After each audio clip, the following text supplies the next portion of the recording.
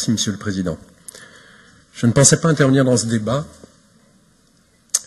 Issu d'une famille allemande juive, dont la plupart des membres ont fui l'antisémitisme dès le début des années 30, avant même l'avènement d'Hitler, et pour ceux qui n'ont pas fui, a été exterminé.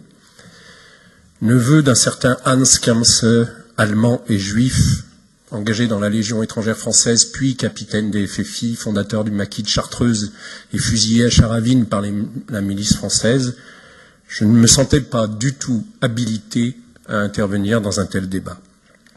Je voudrais remercier Jean-Jacques Kéran, ne serait-ce que pour sa référence à l'irrésistible ascension d'Arturo Ui, qui a été fondatrice pour moi, et puis rendre hommage aussi à une femme, Agnès Varda, bonne mère juive, victime aussi d'antisémitisme et qui vient de nous quitter.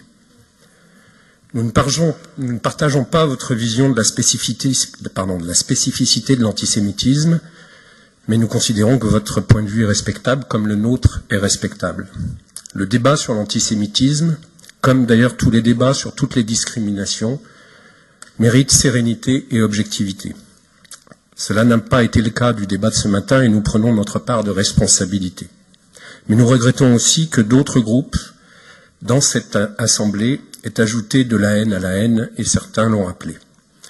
Par ailleurs, nous souhaitons exprimer à nouveau notre soutien aux politiques de la région pour les lieux de mémoire et l'enseignement de cette mémoire. Le débat et la délibération que vous nous avez proposés n'auront pas été à la hauteur de la lutte contre l'antisémitisme, du moins pour nous, et donc nous ne participerons pas au vote de cette délibération. Merci.